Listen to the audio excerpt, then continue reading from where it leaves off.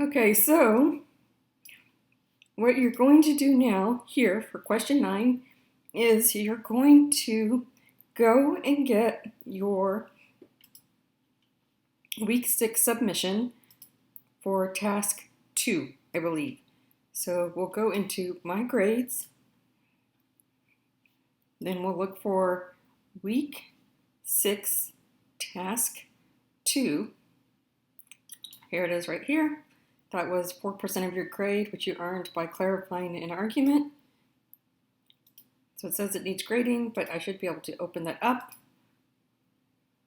Okay, so you should have a grade there, but if you don't, it's because I'm catching up with grading. Okay, and so then what you're going to do is you're going to copy your clarified argument. If by the time you get to this, or if you want to wait until I give you feedback on how you did, you can actually make corrections, and I will give you some bonus points for this task.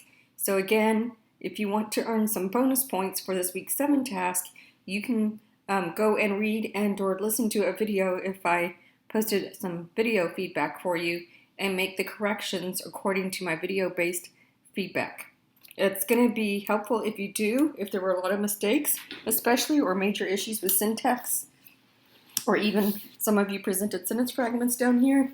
This will help you do better on this assignment overall. So you copy that, and then you're going to paste that in this text box for question 9. So we're still in question 9.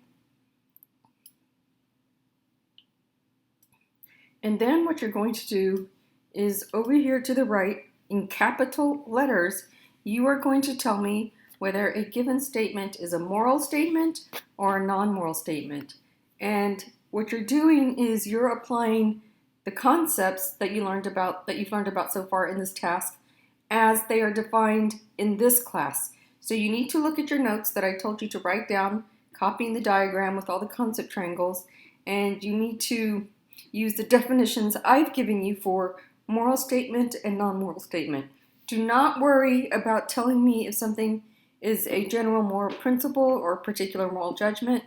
I would have my ethics students show mastery of that with respect to their own argument, but for you, it will be enough, since it's an intro class and ethics is just a little branch that we're kind of taking a peek at. All I want to know is if something's a moral statement or a non-moral statement, and so you need to be using row 2 of your notes with the concept triangles and the diagram, the conceptual diagram.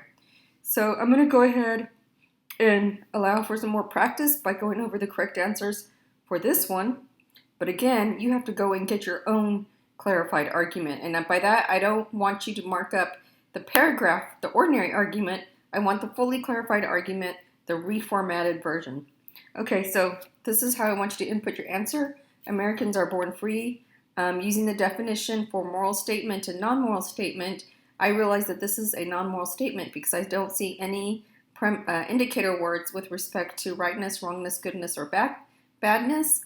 So no moral values being assigned here. So then it's just making a claim about a certain group of people having a certain status. So I'm just going to say that this is a non-moral statement. So again, NMS stands for non-moral statement. Okay, so continuing on. Uh-oh, there we go. Give me a second here.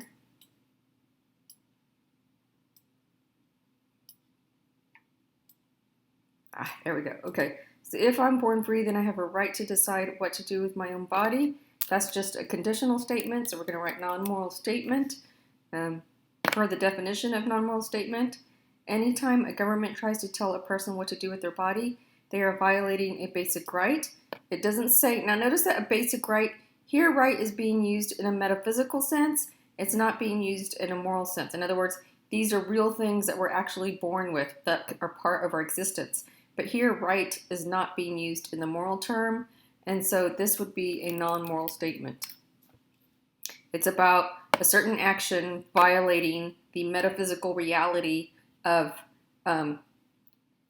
a certain class of beings, that is, those born in America.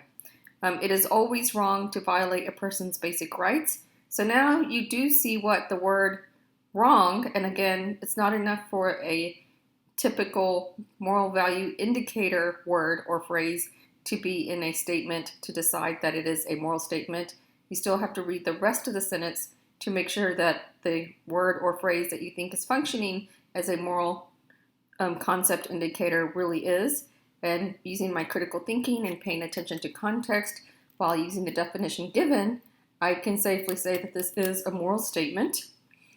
Telling me to shelter in place and forcing me to do so is telling me what to do with my body. Non-moral statement. Telling me to shelter in place and forcing me to do so is wrong. Moral statement. It is never morally permissible to do something wrong. Moral statement. It was not morally permissible for my government to make me shelter in place.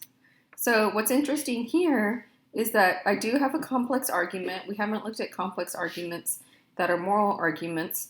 And you can see that this one actually has a series of moral conclusions. Very interesting. So there's actually two moral conclusions, and both of them are well, this one's more of a general moral principle, and then as is this one, right? This is still a general moral principle. It's not as broad as this one, but it's still very general, and then you get the particular moral judgment right here. But this is all I want to see for your answers. Again, I'm going to be looking for your answer in capital letters at the end. Please do not highlight. When you highlight, it makes it really difficult for me to read your letters. Please do not color your letters, because some of you are going to pick colors that make it difficult for me to read the text. So I'm going to do it in black font and capital letters. Again, this requires critical thinking because you are applying a concept using the definition given to draw a conclusion or make a judgment about the status of a statement in an argument. So this is high-level critical thinking.